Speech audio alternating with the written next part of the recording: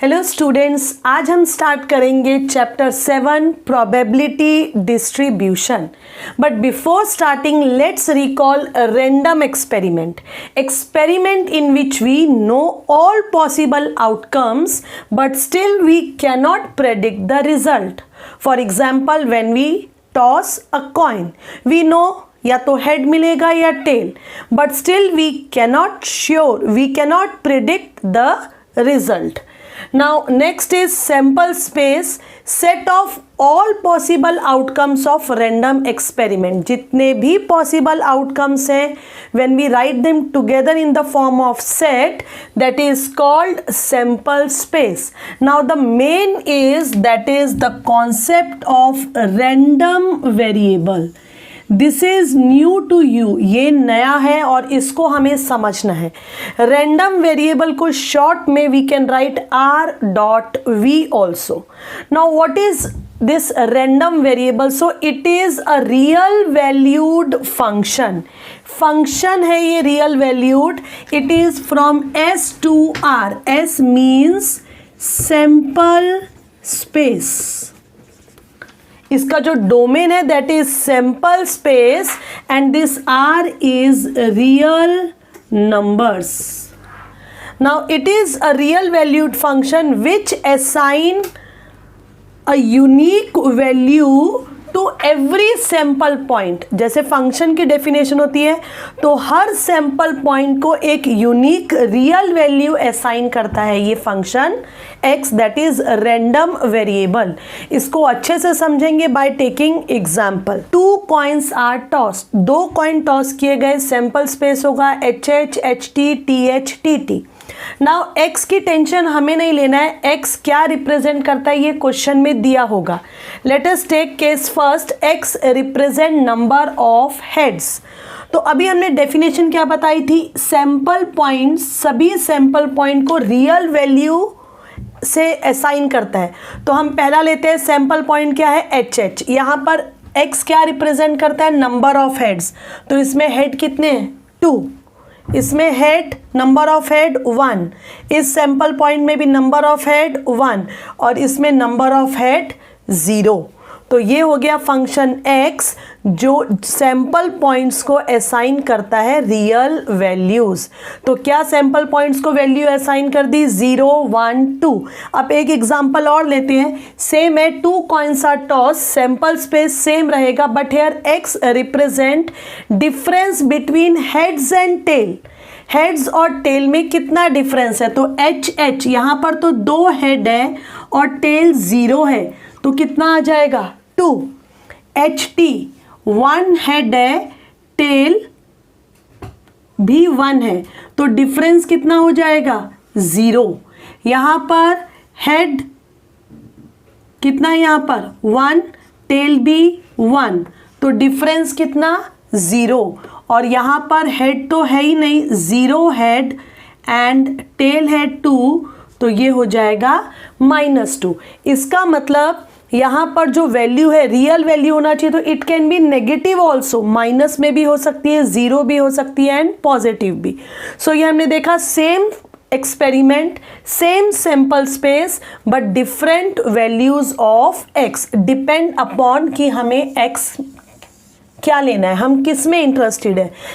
Sorry, यहाँ पर हम इंटरेस्टेड थे नंबर ऑफ हेड्स में. यहाँ पर हम इंटरेस्टेड है difference between heads and tails. A random variable. Now we will discuss types of random variable. There are 2 types of random variable. One is discrete and one is continuous.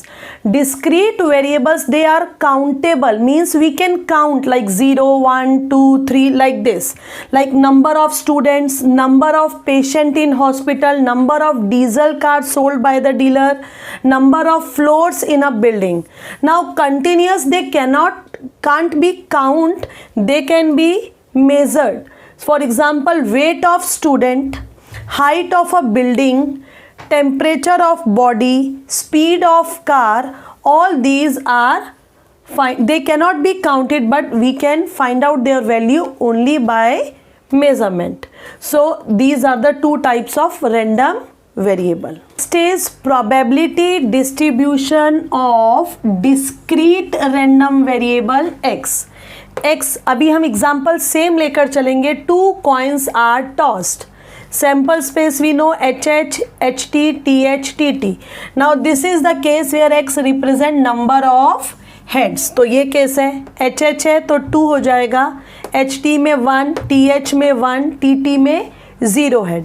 अब एक ऐसा table जो show करता है values of the random variable. क्या क्या values है random variable? 0, 1 and 2 and there corresponding probability. अब प्रोबेबिलिटी कैसे निकालेंगे? It's very simple. टोटल कितने आउटकम है? 1, 2, 3, 4. अब 0 कितने आउटकम में आया? 1. सो 1/4. Now 1 probability of getting random variable 1. So ये 2 है. Total is 4. So 2/4 and getting 2 heads, that is 2 number, so it is again 1/4.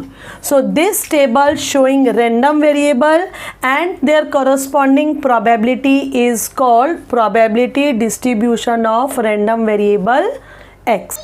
Now this is also called PMF. PMF means probability mass function because it assign to all the values of x one unique value probability you can see here. and question ऐसा आता है कि check करके बताना है कि whether it is PMF और not.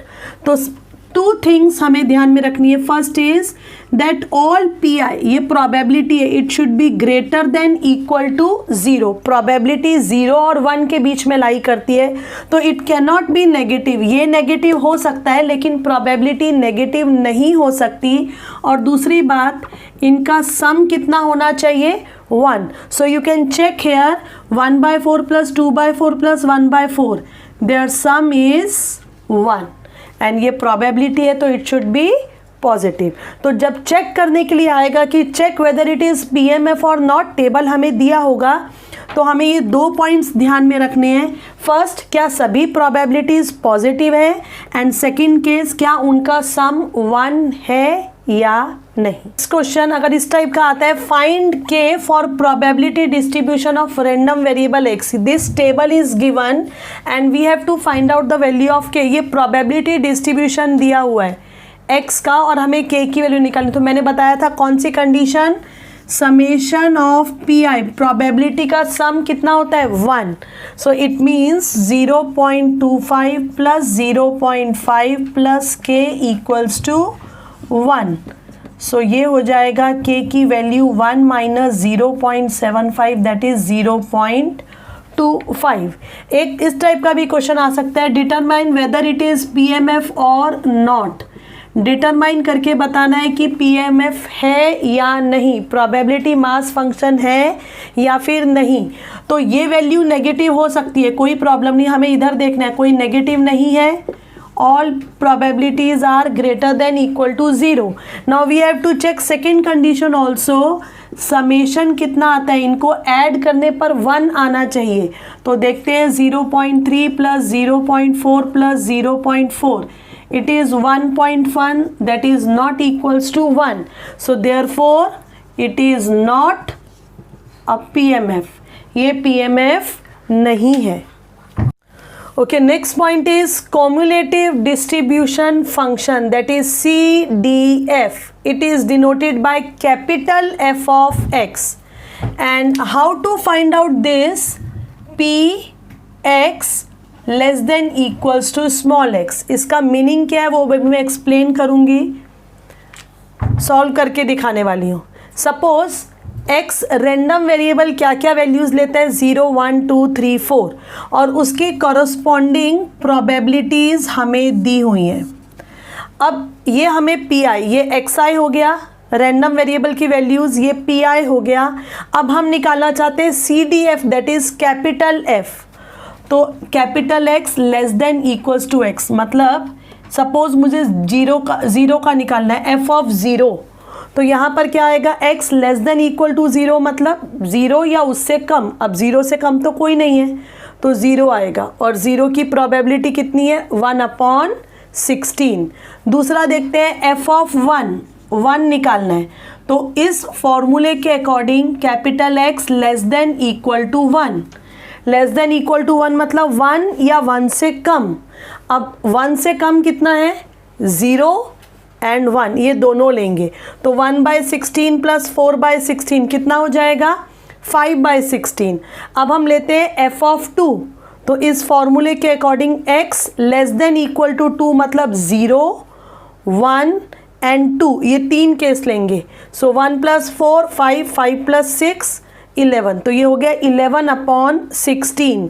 Now f of 3, x less than equal to 3, less than equal to 3 में 0 आ गया, 1 आ गया, 2 आ गया एंड 3, तो इन सब का टोटल हो गया 15/16। अब मैं एक करके दिखाती हूँ, f ऑफ 4, f ऑफ 4 में हो जाएगा less than equal to 4।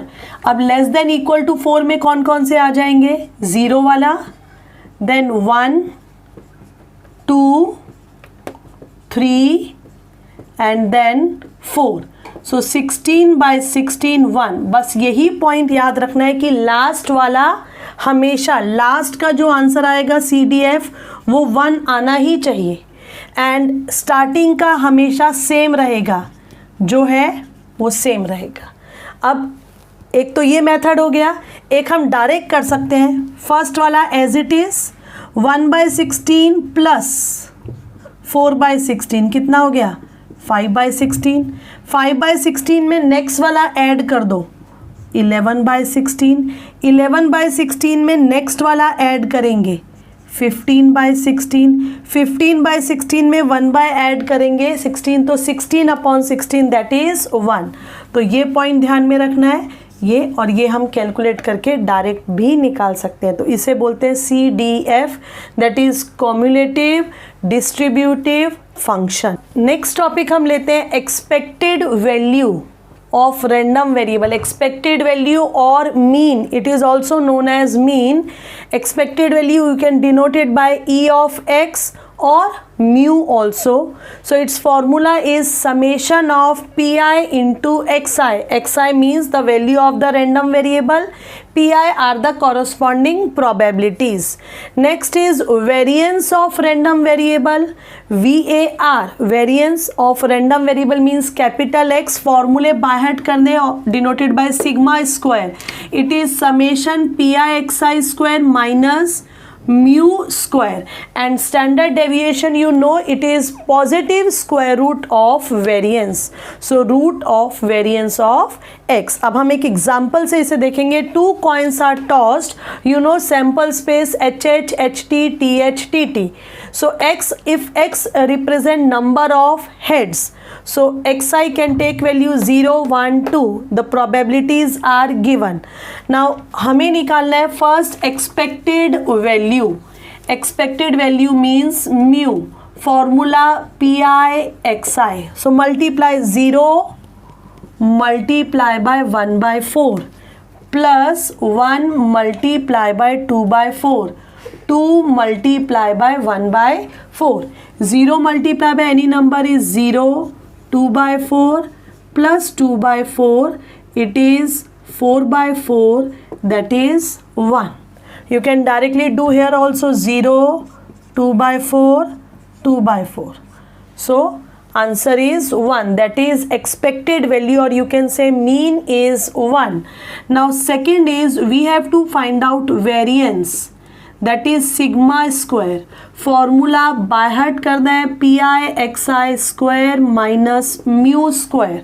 Mu की वैल्यू हमारे पास है, हमें निकालना पड़ेगा pi xi स्क्वायर। तो पहले हम निकालते हैं xi का स्क्वायर, या directly also we can do, नहीं करना है तो डू इट डायरेक्टली।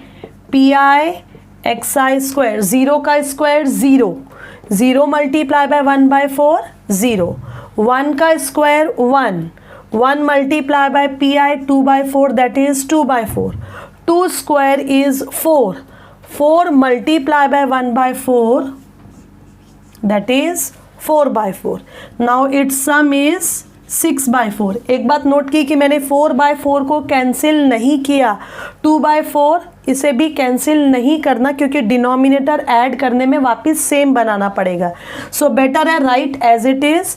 ऐड किया, ये आ गया 6/4। So put here the values, 6/4 minus 1 का square 1, so 3/2। Now we can cancel -1, so answer is 1/2 or you can say 0.5. Now if we want to find out standard deviation, then it is root of variance of x, that is root of 1/2, 1/√2। So friends, इस video में हमने discuss की है concept of random variable, types of random variable, probability mass function, probability distribution of random variable, then CDF, expected value, variance and standard deviation, all about discrete variable. Next video में हम लेंगे exercise 7.1।